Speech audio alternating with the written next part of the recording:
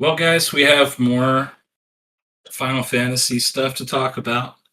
It might not be as exciting as last time. I feel like last time we had a lot of optimistic things to share. This time we'll see. Depends on how you look at it, I suppose. But first, what are you playing, Tim? I'm playing a lot of Final Fantasy XI, and I'm trying to complete Ever Crisis. And this Sunday, I'm going to start my next attempt at a speed run for FF13. And that's really it right now. Are you following speedruns of 13? I've watched some. I'm taking notes on what weapons you should max out, where you should grind, and for how long, and where you should kind of be. I'm not trying to beat the world record, but I would love to get my speedrun time down quite a bit so I can play all three. I need to watch the speedruns for 13.2 and Lightning Returns. Jeez, dude. So, okay. So the marathon time, like we start Friday night and we end Sunday night around like midnight, right? So Yeah. you would have probably somewhere around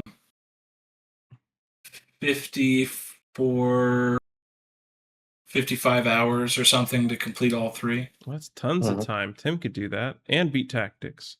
I don't want to do that this year. So I wonder how much sleep you would have to lose. So let's just cut out like any time whatsoever outside of playing a video game. So no sleep, no eating, no talking to your wife, nothing. Okay, 55 hours divided by 3. That's less than 20 hours a game. What is that? Like 18 hours a game or something? Mm-hmm. Yeah. And that's not accounting for your needs as a human being. Wow, man. If you can pull that off. Hey, as long as we, I think you could do it if we don't go to Shoney's. I'm pretty sure you could pull that off as long as we stay away from Shoney's. When you listed that, I almost voted for it, but then I wasn't going to show up. I know everyone else goes. It seemed, well, when I did that, it seemed like everybody took me seriously. Like I thought it would eat like obviously be a joke because I put extra grease in parentheses. Oh yeah. Everybody voted for hibachi, and like Brendan was like, I'm never changing my choice. Like, you just don't get the joke or something. It's like I'm pretty sure everyone forgot about that, but I didn't. I'm never going to Shoney's again. He may not have been there yet whenever last year happened. I don't think he was. That's true. Well, I think it was just the three of us. And was Ross with us? I think Ross came. No, he didn't come Ross to Shoney's. Was not with us yet. I thought there was you, me, fourth person. your brother. Yeah, IJ came. Yeah, IJ, because he came Wednesday night, so he would have been there. Yeah. Mm-hmm. Okay. Yeah. I mean, I am not very picky with food and stuff, and even I say I'm not going back to Shoney's. No. So for the audience, what happened last year is we went to Shoney's before the marathon, and I got severely ill. It was bad. Oh yeah. And I managed to get out of the illness and play the games, but it was hit or miss there for a minute. I wasn't sure if I was going to be okay. The fact that you still beat 10 faster than a lot of the other games that should have finished first still baffles me. Yeah. Yeah, I didn't get to see like what you did. Did you just like not sleep at all Friday night? The first night I didn't sleep. I started playing and I sprinted through as fast as I could. In anything that you can click to get it going quicker, I did it. I didn't grind. Every extra sphere that I got, like attribute sphere, went on Yuna. Mm-hmm. Because she can break damage limit without having to get any extra equipment. Yeah. Correct. Okay. And when I got Riku, my party became Riku, Yuna, and Tidus. And Riku, only reason I use her is for Mighty Guard. You know, Mm-hmm. I made the mistake because I did die once at the final boss, and it was my mistake because I didn't go in with Riku's limit break because I was underpowered.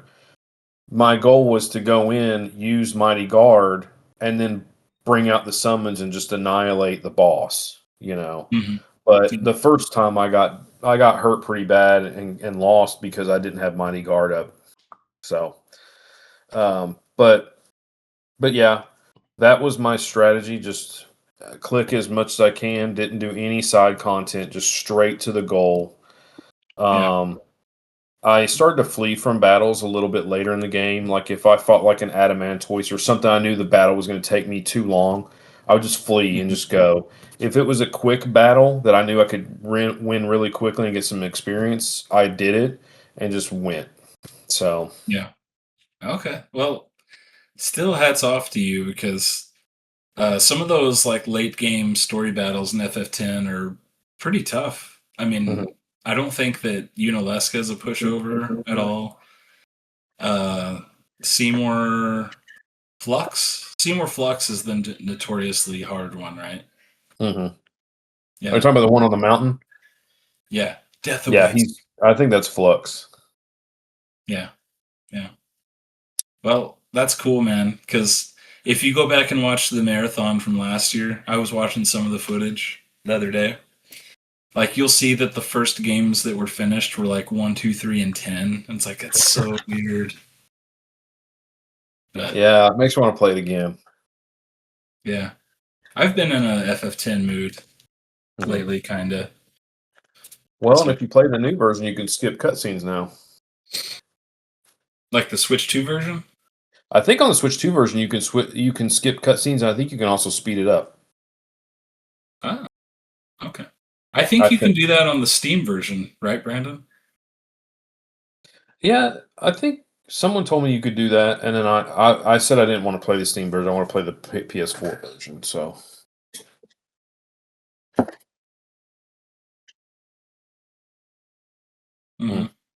Yeah. Well, you might want to test it out because I remember having the most problems with FF10's Steam port.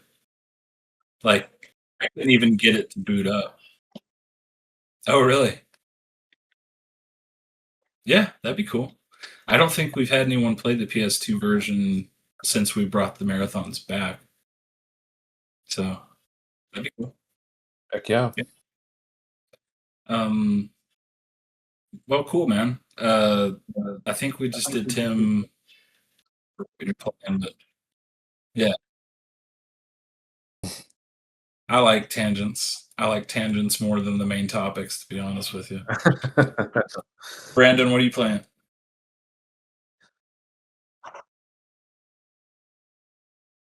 Really?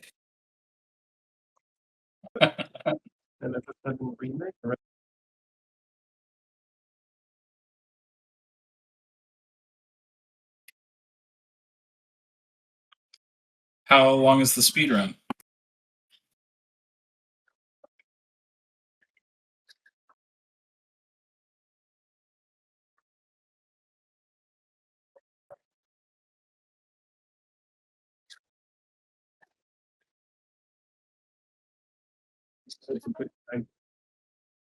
Whoa.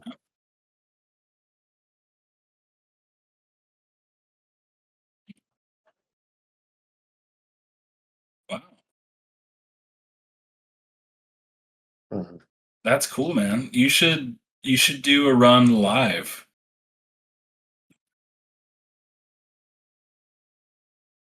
Yeah. Heck yeah. Or even before the marathon too. That'd be cool. That'd be awesome. I forgot to say, well, I was going to change the subject real quick because of something I forgot. But if you have something else for Kingdom Hearts, go ahead. No, I'm just speedrunning Kingdom Hearts, and yep, I just noticed my microphone was on mute for my whole part. But that's fine. I'm speedrunning Kingdom Hearts right now. That's it. That's what they were responding to. Now it's not muted, so I'm good. You were muted that whole time? I was muted for some of that, yeah. Luckily, I didn't say much during Tim's thing. Oh, man. Okay. Dang it. That's my fault. I'm production good.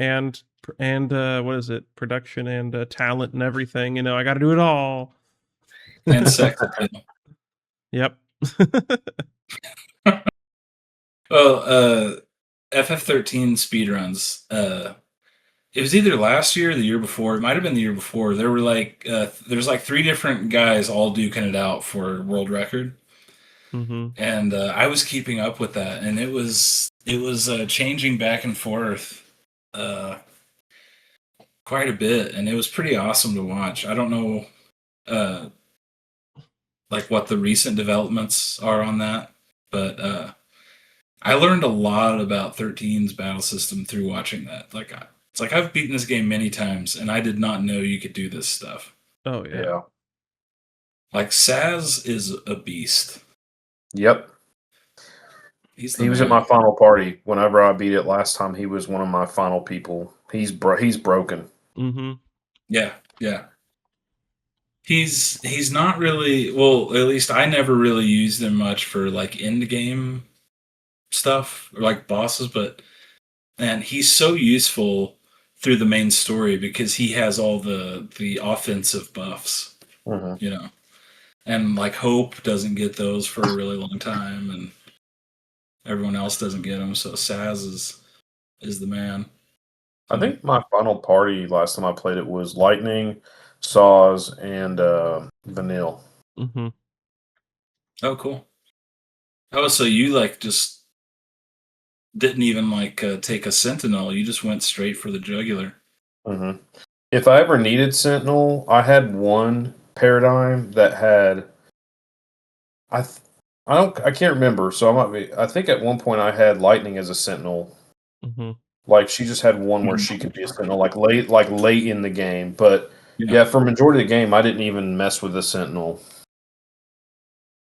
Yeah, that is something kind of cool about 13 is like they have like these dedicated jobs for most of the game. And then end game, like the roles can totally reverse of who you use for certain spots. Like Lightning becomes this crazy sentinel once like all the Crystarium opens up. It's pretty crazy. Like 13's such a neat game. But well, I guess that's my token praise. Do that every time. There's our okay. Let's see. Our sponsored segment of FF13's now up, so we can keep going. Am I like with 13 how Tim is with 11? It's pretty close. It's not quite the same, but it just comes up every time, no matter how hard we try. We got to do a challenge in a podcast. Try not to talk about FF13. Well, I haven't brought up FF16 side quests yet, so okay, yeah, that's later. You just did. Yeah, that's true. Well, speaking of unfun experiences, I was playing Dissidia NT for the past 2 or 3 months, something like that, and my gosh, that game is. I already said this, but there's nothing I like about it. Well, almost everything about it I dislike. All there is to do is grind. And I finally finished the Steam version, and it was like 170 hours, something like that. It's ridiculous. So I proudly uninstalled. And like fresh, like right when I uninstalled, Tim's like, "So you're gonna play FF11?"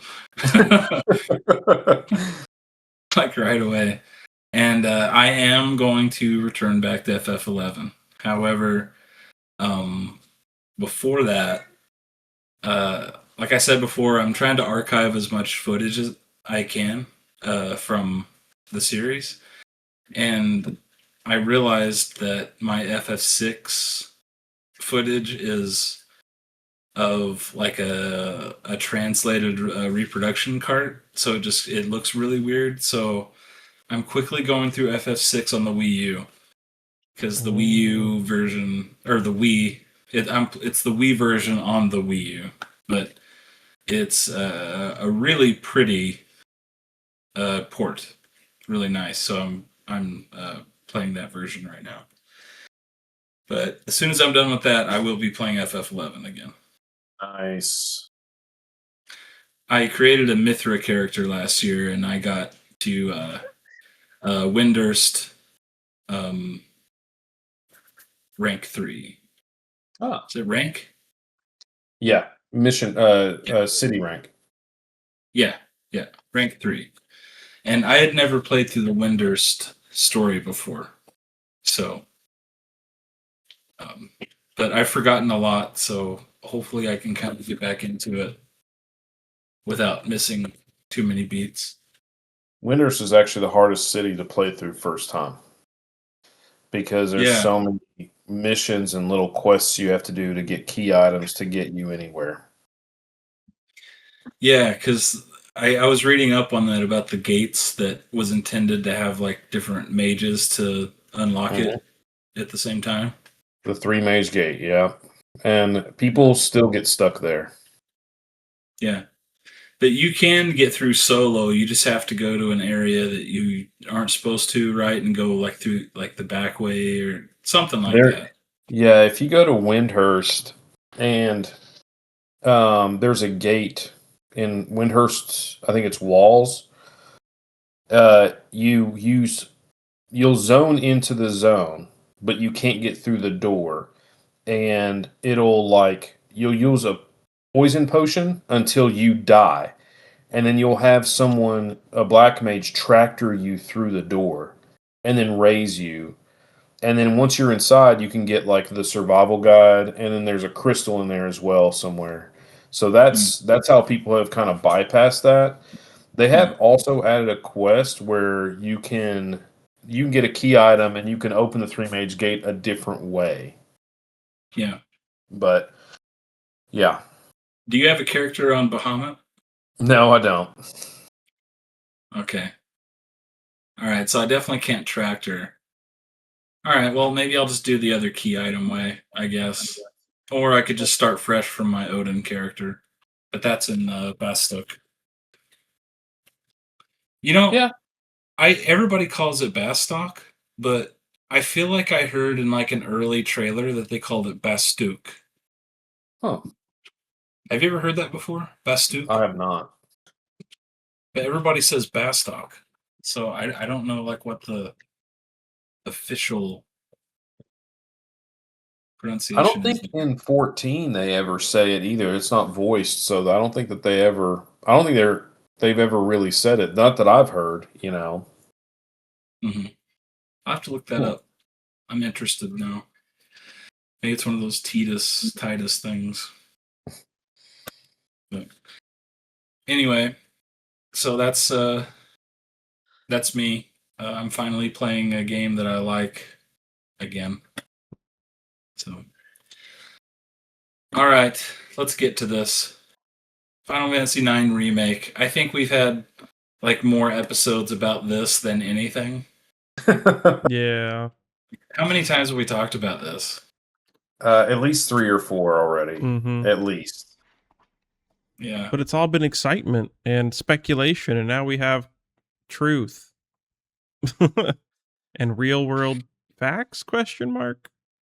Well, is it? Because I probably should have done a little bit more research. Is this just like a leaker confirming that I believe so. Everyone says it's rumored. Like, it's all rumored. Oh, this is a leaker guy, and he's always been reliable. And I'm all like, I don't know, dude. Until Square officially says like, hey, we're doing this game, or hey, we're not. And it's like, what's the point of even getting excited anymore? And they don't like they don't like any of us being excited anyway, so. Yeah. Well, that's where I'm at with it. Until Square-Enix announces it, I'm just going to assume it never existed. That's my mindset now at this point. Yeah. If the rumored reasoning is true, then I agree with that strategy, which is to stop mining the past, to stop like chasing nostalgia and to create new memorable worlds and characters. Because I mean, when games like Final Fantasy IX came out, I mean, in the world setting and the crystals and stuff, they were, you know, going back to the past, but they were creating like new memorable characters, Mm-hmm. you know. So if they're going to spend years on a project, I would much rather it be on something new. That's what I think.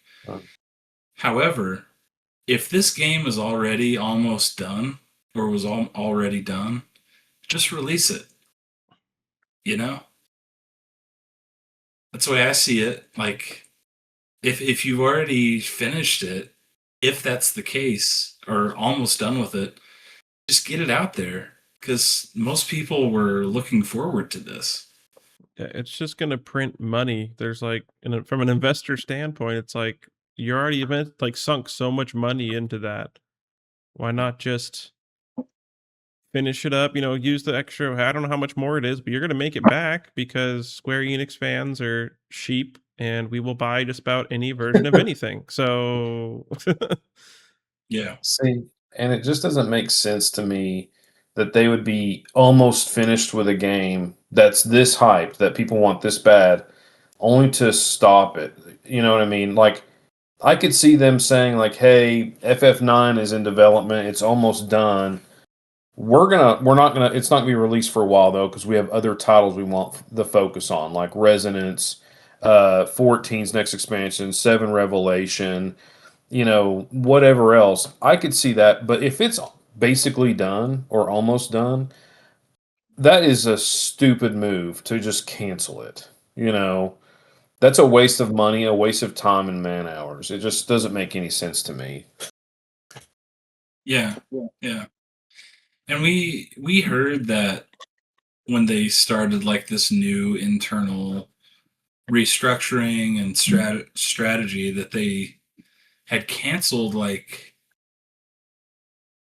I think it was hundreds of millions of dollars worth of projects.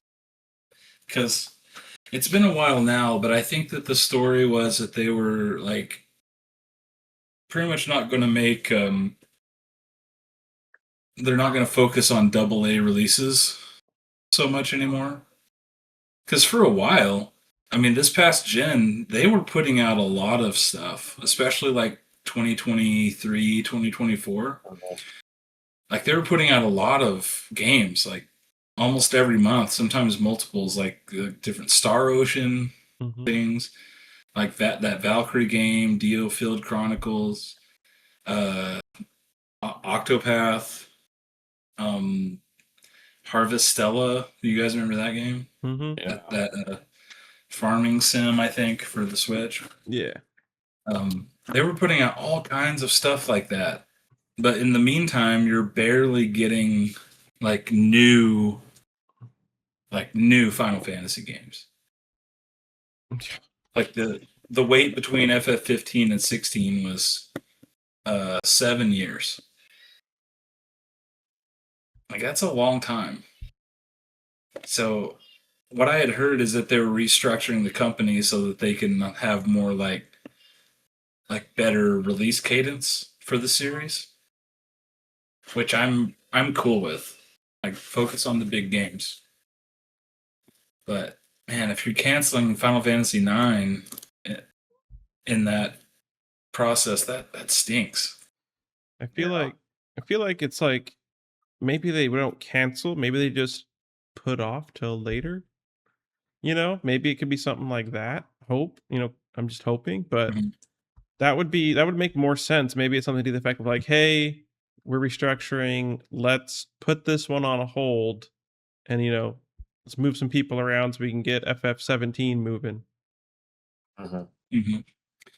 There actually could be weight to that because that Final Fantasy IX cartoon, a cartoon or anime, I don't remember Anime, I what. think.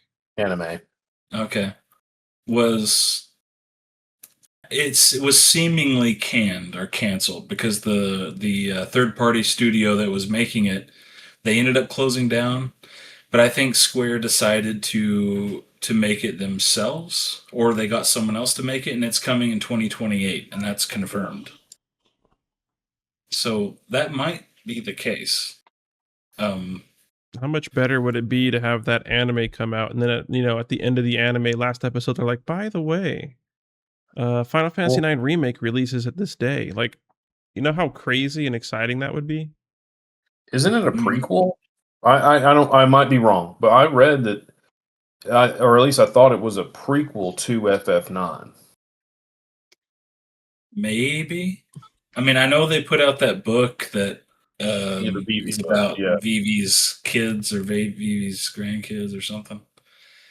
I guess I just assumed that the anime was something like that, but you could be right. It could be a prequel. There's plenty of stories to explore of what these characters were doing before the actual story. Yeah. I would rather have like a story in the same universe but not tied to the characters we know. Or maybe like an anime that's about Garland's story. Or like how he created the genomes or something like that. I don't really want like hey, what was Zidane doing when he was 12? You know? Yeah. I'm not really into that so much. I think it would be cool to have like like a Lion King 1.5 sort of a thing where you have the other characters, what they were doing in the background while the main team was doing whatever. There's like a bunch of fun, dumb characters you can make parties out of, and then it's just like, oh, that's why this thing happened. They just make it up or whatever. But I think that'd be kind of cool and fun, and you got enough weird people to make it happen really cool. Yeah, I mean, that'd be cool. They could make like a extraction shooter based on Tantalus. Yeah. Like the theater group, and you just get, these like booster packs and season passes and you got to buy them all. But that game will be in Fortnite. That you'll have to play it in Fortnite. Oh man, everyone would be rushing to pre-order that game. You'll definitely grow your fan base that way. Here's the book, the prequel book, Final Fantasy IX picture book, Vivi and Grandpa's Memories of the Sky. Oh, so that's a prequel. This is the thing that came out. That was the prequel. I was looking at this and I was like, wait, they're talking about the prequel book. Yeah. I thought that was a prequel. I couldn't remember though. Oh yeah, okay. Because I bought that book and I didn't read it. So I guess the anime is about because I thought the anime was called something like the first mage or the last mage or something. Am I just like, did I dream this? No, I know. I remember hearing about the anime, but I don't remember what it was about or anything. Let's look it up. Let's just F it. We'll do it live. We'll do it live. Black Mage's Legacy. Hold on. That sounds right. Over here. Here's Wikipedia about it. Okay, premise. The children of Vivi, Mel, Colm, Luciola, Thea, Fala, and Doc, are the last black mages in the 4 continents. Living in the city of Alexandria, the children live a peaceful life until one day Colm discovers Mel frozen like a statue. Could the tragic legacy of their father be finally catching up to them? That doesn't sound that interesting to me, but I'd still watch it. Yeah, I mean, I'm still gonna watch it. It's still just like, what's gonna happen? But you are right. Like they lost. Like, it looks like they lost production, and now they got it back under a new company, and it's gonna come out in like 2028. Wait! Look at the last line of that paragraph. 22-minute episodes for its first season by April. The show's listing was removed from the website. Cool. So in February, it was like confirmed to be in production, and then 2 months later, it was removed from the website. Yep. Gosh. Awesome. Love it. And Final Fantasy 14 mobile was canceled also. We didn't talk about that in the last episode. Yeah, it didn't do well. That kind of stinks because I was hoping it would, because they were trying to capture the Chinese fan base there, or try to gain more fans in China. Dang. I don't know. It's just so hard to know like what's going on with the Final Fantasy brand right now. Mm-hmm. Well, this is. Well, go ahead. Oh, I was gonna say. Well, remember they had a single player FF11 that was in the works. That was a mobile, and they canceled that as well. Yeah. The fact that every Final Fantasy mobile game has either been canceled or shut down, I think they should probably stop with those for a while. Yeah, I assume they just do better like in Japan and China and over there than they probably do here, but it can't be that much better, man. Like if they're having to cancel all of them. Yeah. Well, I wouldn't say it's a quality problem. I mean, with some of those mobile games, yes. But the Cydia Opera Omnia was good. Mobius was good. Brave Exvius, a lot of people really liked that. I didn't get to play it enough, but they're re-releasing it soon as a console game, FF Resonance. Record Keeper was good. That's still going in Japan, but they closed it down everywhere else. So a lot of the mobile games are actually okay, but I think that they would just do a lot better if they put them out on PC and consoles. Yeah. So what's this one? This is this article is just talking about why they won't probably be making any more remakes because of the scale of it all and everything. Like saying Final Fantasy VII Remake, trilogy was already so big and they just want to go bigger. So that like a lot of games would be like 4 or 5 installments instead of just the 3. I'm just like, I get it, because some of these, like, 7 was big, but I mean 9 there was more you did, and then 8 there was way more that you did, like way more to it, to going around and all the cutscenes. So it's just like I can understand scale wise why they kind of want to do something like that, but I think like we said earlier, it's like why not just remake the game but prettier? Like I don't think fans, I don't know, as a fan, it's like I'd be great if like they just updated it, made the characters how they wanted to make them because of limitations back then, and then just add an extra dungeon. I'm not asking for a lot, like just a little bit of extra content, like how FF1 did it for like Game Boy Advance. Like I love the extra content there. It's not a lot, but it's fun. I think that they may look at that a little differently because I'm the same. I think if you did a 1-for-1 for the most part remake of FF9, I'd be happy, And when it came to FF7 remake, I'm happy with what we got, but I wanted a 1-for-1 remake, But in interviews, they've said like we didn't want to do just a 1-for-1 remake because it would be boring. Like you would already know what's going to happen, and it's not exciting for us to make it because we're just following and doing the same thing that we did in the year that the original game came out. And so I think that their mentality on it is if they do a remake, it has to be different somehow than the original. And I think a lot of fans, if you gave us a updated graphics remake of FF9 with the same battle system and just maybe a little bit, like you said, like added dungeons or maybe a little bit of added story, I think that it would sell pretty amazingly, and I think it would do really well. But I think their mentality is that if it's not different, why do it? Yeah, because that's the philosophy in film for the most part. Is like if you're going to remake a movie, making it shot for shot would be completely pointless because it's not going to be as good as the original anyway, And they tried that experiment with Psycho. Have you guys ever seen that movie? Yeah. Mm-hmm.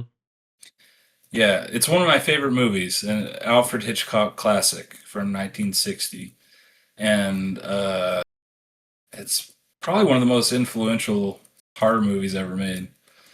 But they made a shot-for-shot remake of it in 1998, I believe, and it sucks. Like it is not. It just it's like the most interesting experiment you could see, that you had this movie that was perfect, and then you remake it shot for shot. I mean, they did add like little things, but the dialogue and set design, the camera work, it's all the same as the original. It's really strange, but it's not good. It's notoriously terrible. Huh. So I don't know if Square Enix kind of think of their of Final Fantasy more like that. You know, where it's like more like a movie, so it's like it's not going to be as good as the original if you do the same thing. So why don't we just have a new reimagining? Maybe. Yeah, and I see the thing. I don't want any more me personally, I don't want any more like reimaginings or you know. I like what we've got with 7, but honestly, some of it I don't like. There's some parts of it that I'm not a fan of. And I just don't think you need to reimagine it. I think those games are great the story the way they are. It's like if you took FF10 and did a remake of that, but you completely changed it. Like that game is incredible. The story is incredible in my opinion, and I think it has the best ending of any Final Fantasy. If you change that game, you did a reimagining, people are going to hate that. Like Mm-hmm. I think it's okay to go into a game and say, "Hey, there are parts here that we definitely would have done a little differently." But I think that you have to keep the overall theme of the original game. Um, Also with remakes, I think that thinking of a remake is like, hey, you're going from FF7 OG to FF7 Remake and Rebirth. It's a complete remake. I also would look at a pixel remaster, but I would look at like if you remade from the ground up Final Fantasy VI with the style of Octopath Traveler, that 2D 3D stuff, that is a remake to me because you remade it from the ground up. It's a completely new game. Yeah, you're still telling a story of the other game, but you can fix things that may have not been that great, but you've remade that game. That is a remake to me. So I don't think every remake needs to be this, hey, hyper realistic, action oriented combat. We've now got spirits flying around, sucking people's memories away, kind of shit. I don't think that that's Yeah. needed for every single remake. Yeah, and that's like a conversation that could be an episode on its own, I think. And because with Final Fantasy VII Remake, the game, when I was playing it, pretty much the whole time I was feeling like this is really good. Like I really like this. I'm really impressed with it. I mean, it's the original Final Fantasy VII, and they've taken some, liberties and added things, and that's fine. That's expected in a remake. But by the end, it had turned into just this whole new beast. It just felt so unnecessary, you know. Mhm. And that's the way I felt. Is like through most of the experience, I was like, "This is like a 9 out of 10 game. Like it's really good." And Yeah. then by the end, I just didn't know how I felt. Like this is just not. This isn't like a remake. This is. And I don't know, Brandon. I don't know how much you know about the differences with the new games or not. Not Maybe you much, but should I tell have us. seen the spirits. I was just like, what? That might have been what Okay. actually like kind of turned me off. So I was just sitting there like, what is going on? I don't Yeah. agree with whatever this is. You do not Yeah. have my consent. See, I love Yeah. like 95% of remake and rebirth, and the 5%, 5 to 10% that you're talking about is the stuff that I just don't like. You know. Yeah. Yeah. I think I feel the same, and I think that's the biggest reason why I'm not as big on those games as you are. Maybe is I already felt soured on Final Fantasy VII stuff because they had put out so many like mediocre spin-offs and all this stuff for years, and it's like they finally like remake it, and they have a home run pretty much, and then they just kind of like drop the ball at the finish line. Yeah, it's like I'm not going to use this analogy. It's just one of my stupid things, but maybe I'll tell you in person when it's not forever documented on the internet. But it's just so odd. I would have been totally pleased with the remake had they not gone so off the rails, you know. I don't know. See, I think I compartmentalized FF7 because I love the original so much that even when I played all of the shitty side games, it never made me not like the original. I think I just kind of like push those away like they're not canon, even though they are. That's why I play the original so much. Is just I love that game so much, and the other games, I played Crisis Core when they remastered it. And I'm like, you know what? It's like the opposite of remake and rebirth to me. Like I love like 95% of those games, and I hate 95% of Crisis Core. Yeah. And so, but I don't play those other side games a lot. I think I've like kind of in my mind they are canon, but I think I've made it to where I just love the original so much that I don't even think about those games. Yeah. Yeah, and to clarify, I'm the same way. Like I love the original game a lot.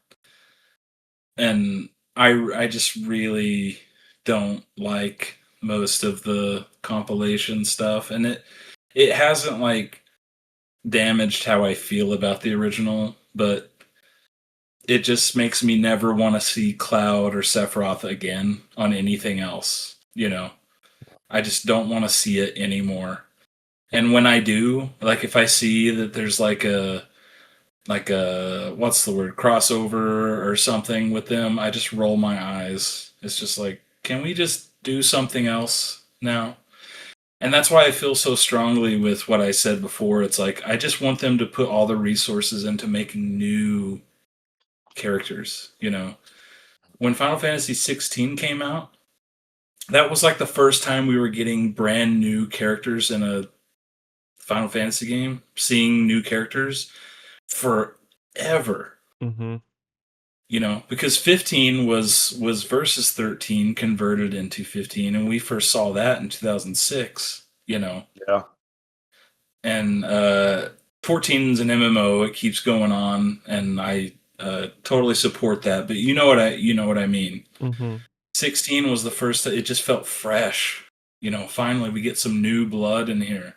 And to me, that's been the biggest issue with Final Fantasy's branding for years, is they've just relied on existing stuff for so long now. You know? Well, the good news is that Revelation, it's going to be sad when it's over, because I look forward to it. I love those games. But in a way, it's also kind of be a relief because I'm hoping that when Revelation comes out and it's done, that they will step away from Final Fantasy VII and they will move forward and work on other things. Like, and that can be, I want more new mainline entries. I want more Final Fantasy Tactics spin-offs that are like, the OG Final Fantasy Tactics. Mm-hmm. And I wouldn't mind even, like I said, like 2D, 3D remakes of the old games, or demakes of games. But I'm excited to where they get out of 7 because they can then put those resources into newer games. Because I think 7 has been, it's been one of the things that's been taken up a lot of their resources, for a long time. Their main Final Fantasy team has been doing nothing but Final Fantasy VII for the past 12 years. Mm-hmm. That's all they've been doing is Final Fantasy VII. The main Final Fantasy team at Square. Like, if these games would have been like main lines with original characters, the brand would be in a different place right now, in my opinion. Could you imagine having like 16, 17, and 18 right now, or like 18 announced for early next year? Like, that'd be insane. Yeah. See, I see what you're saying. No, I know. I love my trilogy. Like, I love the FF7 stuff that I'm getting. It's out of all the Final Fantasies, it's the one that I wanted a remake of. Mhm. I wish that they would have been putting more effort into other main lines and still doing this, but like not doing those AA titles that have failed. Not doing games like what was that Marvel Avengers? Yeah. Because I sometimes think of those titles like the Marvel Avengers, and what was that other game that was terrible? Oh, you're magic. You're from New York, and you go to this magical world. Forspoken. Forspoken, yeah. Like, and then all the mobile titles that they have started and then since gotten rid of. If you think about all those games, and you take those resources, they could have had more mainline Final Fantasies worked on and potentially coming out. Yeah, we could have had Kingdom Hearts 4 already. I mean, like, come on. We could be having Kingdom Hearts 5. I know. Oh my gosh. Don't even tempt me. I could be even more confused. I think part of the reason why Kingdom Hearts 4 has taken so long to come out has been because of like the main Final Fantasy games, because they had said something like they pulled people from Kingdom Hearts to help work on 16's battle system. Mm-hmm. Yeah. That's why the system's so good. Okay. 16 time. Okay, is that what we're saying? No. It's fine. Okay. And then, I mean, Tetsuya Nomura has been, between everything, too. I mean, he's always working on multiple projects. So everything's just taking forever. But I just want new things. I just want to see new characters. I mean, if I had the option between Final Fantasy VIII Remake or Final Fantasy I Remake, like totally redone, either that or Final Fantasy 17, I would pick 17, Mm-hmm. Yeah. Any day. I just think it's better for the brand, too.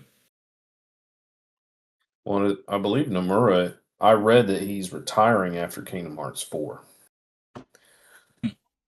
So that's true. They're losing a pretty big, prominent figure in the Square-Enix community. Mm-hmm. Yeah. I'm ready for new blood to take over the series, like Hamaguchi. And, like, different people made 16's DLC than, like, the director and stuff of the main game. And the DLC was way better RPG than the main game was. Mm-hmm. And it was like young people that was making it. So I would love to see the like new people making these games. Mentored people, of course, but yeah. I'm ready for that. And I think I asked you guys in the Discord, or maybe it was on here, how would you feel if Kazushige Nojima wrote 17? He's the one that wrote like 7, 8, 9, 10, 13. Yeah, I'd be fine with that. I would be too. I think give him another one, but I would actually rather have Ishikawa, who wrote Shadowbringers and Endwalker. Mm-hmm. I would rather have her write a mainline, actually, because all she's written, as far as I know, is Shadowbringers and Endwalker, and most people really love those stories. Yeah. They're the two best expansions in that game. Yeah.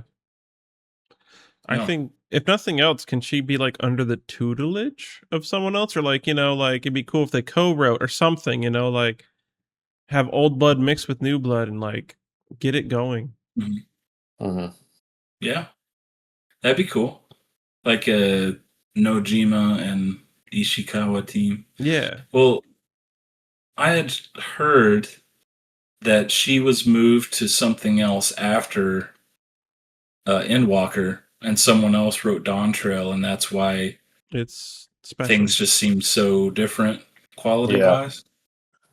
And that's when people were speculating that she was writing Final Fantasy 17 because that also kind of happened around the time frame of 16 coming out. I could see her with her style and what she did with Shadowbringers, especially. I could see her being a great writer for tactics, for a new tactics game, That'd be because of how dark that story, the original story was, and how kind of gritty. Yeah. I think that would be a really good one for her to do. Yeah, yeah, that's a really good point. So I hope we get some kind of news soon. She has to be working on it, and I'm kind of thinking though that some of the 16 team might be working on 17 as well though, because we don't know what who was the guy that they hired to make 16's battle system. He came over from Devil May Cry. Oh, I know who you're talking about. I can't remember his name. Because I mean, what's he doing now? After 16, we don't really know. So Well, I'm kind of wondering if. Oh, you know what would be really interesting is instead of like giving us trailers, just tell us who's working on what. Yeah. Like I don't even need to see a trailer.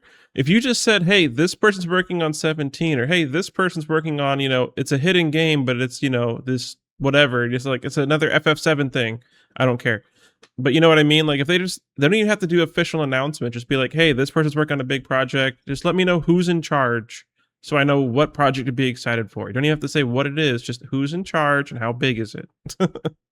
They should go back to the way they did it back in the 90s where they drop one trailer, like a demo. Like it's not even something that's showing a lot of story. You have no context, just a short trailer, FF17, and then a few months before the game comes out, they drop like a small playable demo. And then all of a sudden 17 comes out.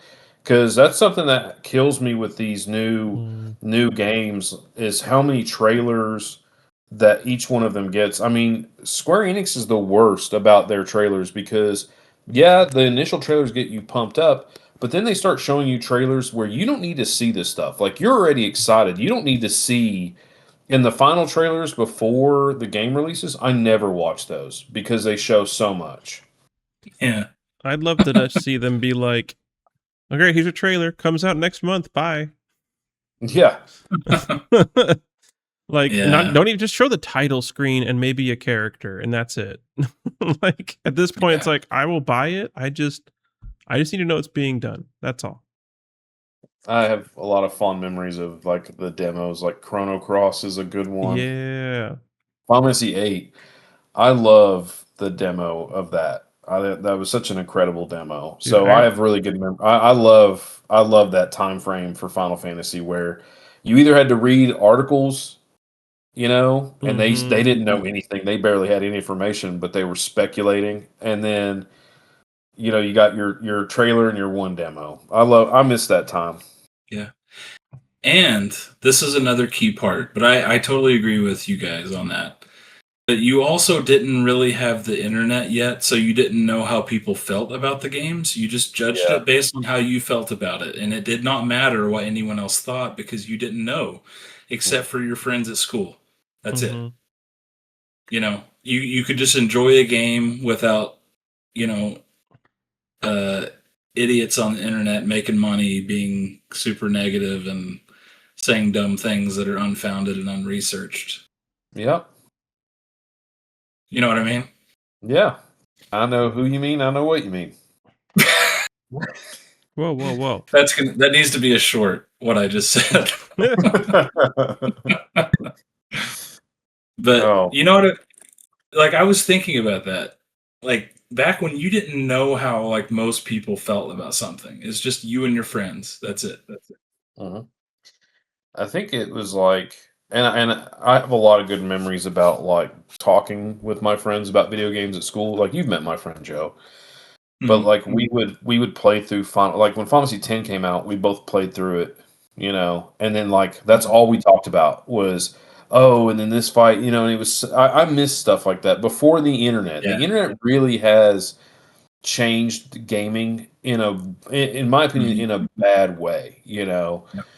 and having social media and the ability to just put out all this information, it's like I feel like back then Square didn't feel like they had to put out a lot to capture their audience.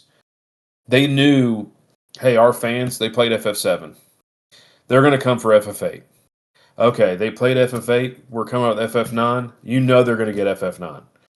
I feel like you weren't overly saturated with all of this social media, and it was Mhm. like I didn't go on Instagram and see, oh well, I've seen every move in FF16 before the game even dropped, from a trailer or whatever. And Yeah. I miss that. I also miss the conversations with my friends about it, like strategies that we used and all that stuff. I got a lot of good memories about Oh that. yeah.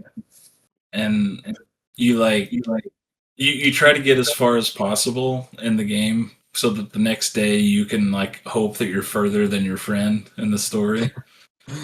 I remember when I beat the Ruby and Emerald weapon, and people at school were like, "You did not. They're not beatable. They're not beatable." And I'm like, "I did. I swear to God, I beat them. I swear to God." Yeah. And Yeah, then man. then there was that rumor of like you can bring Eris back, and Mhm. I went down that rabbit hole for years, and Yeah. it's not real. Yeah. I do think that just being able to like enjoy something without seeing mass reaction to it, like I think that does a lot. And I think that's the biggest thing that's changed um that I miss.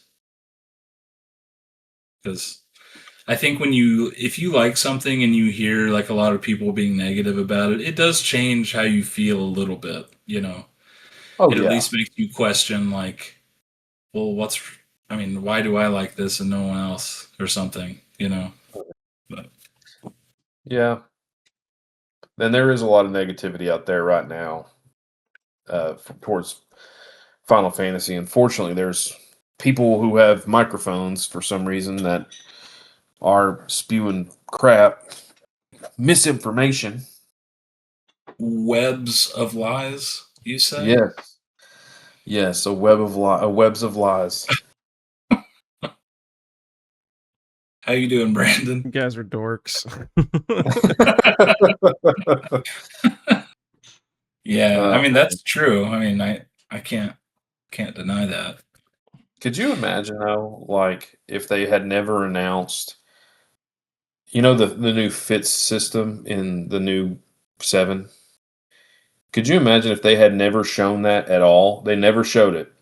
And then you Mm. play the game and you find out that there's this new system that looks incredible. Yeah, and there's a big part with that. You would see it's there, and you would just be like blown away. But now that they know about it, people have these expectations, and if it doesn't meet their expectations that they built up in their head, they're going to get disappointed. Correct. Yeah. I'm not saying there's no flaws with modern Final Fantasy, but the expectations in people's brains is like the biggest problem. It's an anthology series. It's going to be different every time. That's the point of an anthology series, Mm. But the expectations, it's hard to please everyone. But One thing I wish that they would do going forward, and this kind of falls back in line to remakes, remasters a little bit, I think, but I wish that they would use other combat systems that were not in mainline FFs in a mainline Final Fantasy. Like not necessarily the same, but like take some of those ideas. Like 10-2, I would love to see like the dress sphere system in a mainline FF. It doesn't have to be exactly the same, but like that concept, you know. That's kind of like Lightning Returns. Yeah. Yeah. But there's not as much customization, if I recall, in Lightning Returns, is there? There's quite a bit. I mean, there's a lot of there's a ton of I forgot what they're called in that game. It's been a long time, but you can get all kinds of different outfits, and the outfits have their own like identity and special abilities and stuff. I really like it. It actually kind of is like a prototype and a much better RPG version of FF16, where you're like changing, like you have a Oh, deck of like 3 outfits that are pretty much like 3 jobs that you change on the fly to like make different combos and stuff. hmm. It's really cool. I like it. I know Yeah, I Lightning haven't played Returns Lightning is Returns in a long time. I need to play it. no. But and I was kind of thinking about like, the garment grid, how you can have one that's like just 2 jobs, and then Mhm. there's one that's like 6 jobs, and if you fill them all up, you get special abilities and stuff. Yeah. 10-2 is one of my favorite RPGs. And I'm not saying it's one of my favorite Final Fantasies, but its RPG systems are incredible to me. Oh I, yeah. I love playing that game. And I agree with you. The battle system was so good. I wish it would return somehow. Like there's more juice in that. I could see doing like a hybrid where, and I love the 7 battle system, the 7 remake battle system, but I wouldn't mind having a hybrid where, instead of like materia and stuff, you have like the 7 rebirth battle system, but with that job system type, like the dress sphere system. I think that'd be pretty cool, to be able to change Mhm. jobs on the fly like that, and that's how your combat is. It's different from player to player with lots of customization. I just thought of something, Tim. Thank you. I think you might be right. If Hamaguchi is making FF17, the fit system might be a prototype for the direction it's going to go in. I thought of that too. Because the fit system, there's only going to be like a few jobs each character, right? Like 2 or 3, 4, 4. 4 per character. Okay. Yeah. What if they're kind of mixing together 7R and 16's battle systems in a way, where you kind of have like this deck of jobs, like 16 has with the summons, but it's going to play a lot more like 7R. That still has more of like the command based menus and stuff. That would be very amazing. Yeah.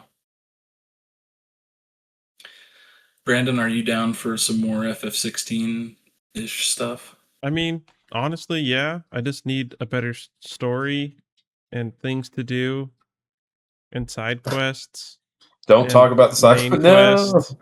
And I mean, the combat was good and it was pretty. You didn't like the story in 16? The story's fine. I just think it was just shallow. I felt like it never really got like deep deep as I wanted, and like the characters are Mhm. all kind of flat. They never Mhm. progress. Interesting. Really.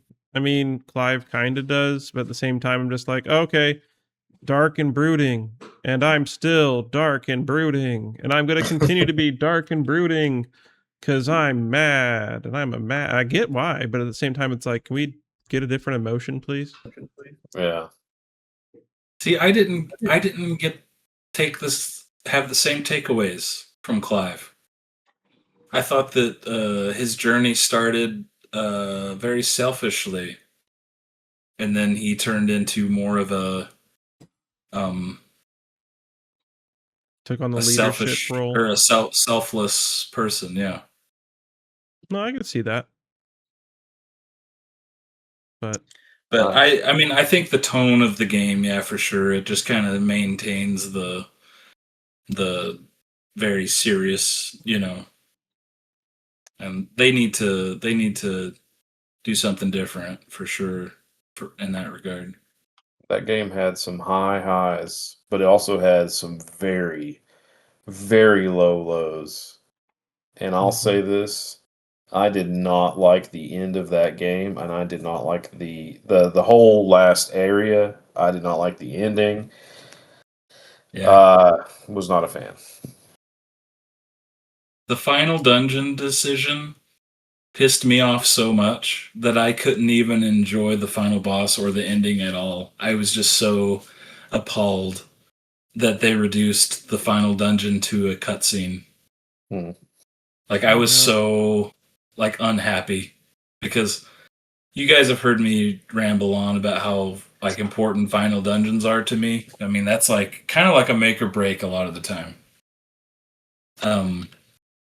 And Ultima conjured this thing out of the ocean.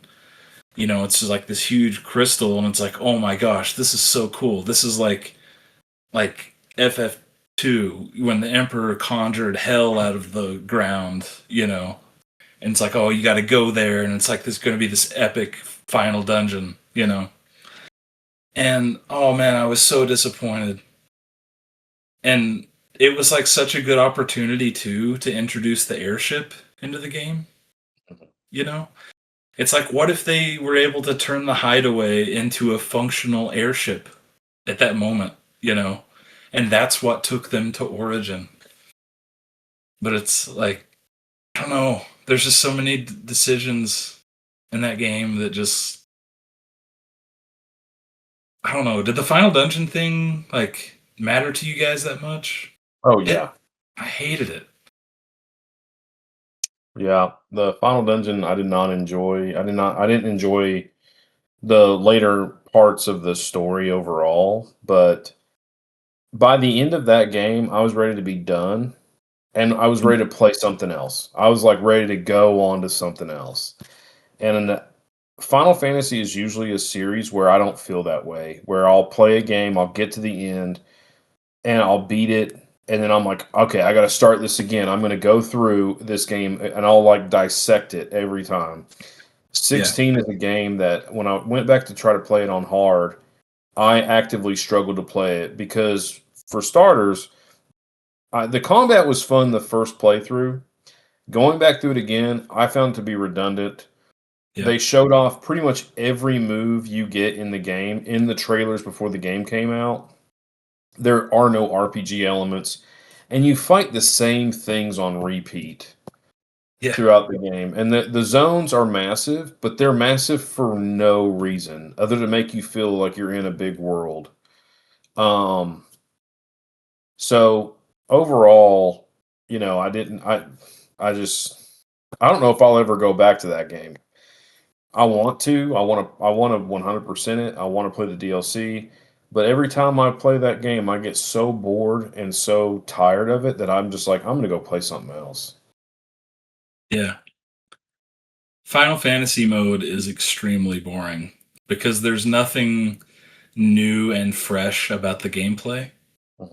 And because it's not a satisfying RPG. If it were a satisfying RPG, it would feel differently in that regard. But it's not. You're just starting the game and fighting the same things again that you've already learned their patterns, and you fight them over and over, and it's just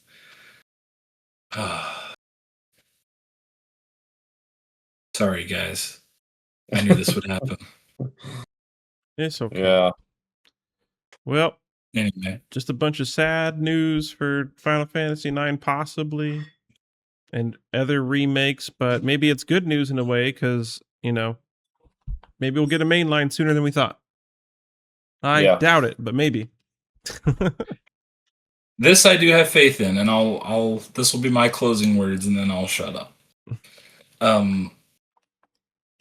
One thing I can definitely say about Final Fantasy and the people that make them is that they do look at the response of the last game, and then they usually make big changes according to the criticisms they got before. And that's been happening for a long time. But for the sake of this, let's look at the past 3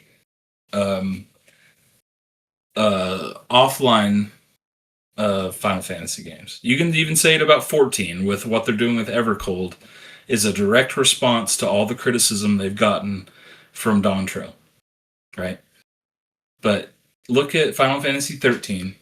It came out. It was an extremely linear game, and a lot of people said they didn't really like the characters very much. They were just very stoic and stuff. And then Versus 13 got rebranded into 15, and 15 became an open world with a bunch of like more like lighthearted feeling characters, like these friends that are very jokey with each other, and you get attached to them and their bond. And so that was like direct feedback from Final Fantasy 13's shortcomings. And then look at FF16. Like, its strengths are based on 15's weaknesses. 15's storytelling was very messy. There's not really many like cutscenes. Sometimes it doesn't even feel like there's a story going on. It's just kind of like thing happens, whatever. And you play 16, and you can tell that they put a lot of work and energy into fleshing out this grand narrative, for a new game. Like, there are so many cutscenes, and the work for like the voice acting and all of that is really well done, I think. So my opinion is that 17 is going to be a very, very good RPG. Because 16 was not a good RPG.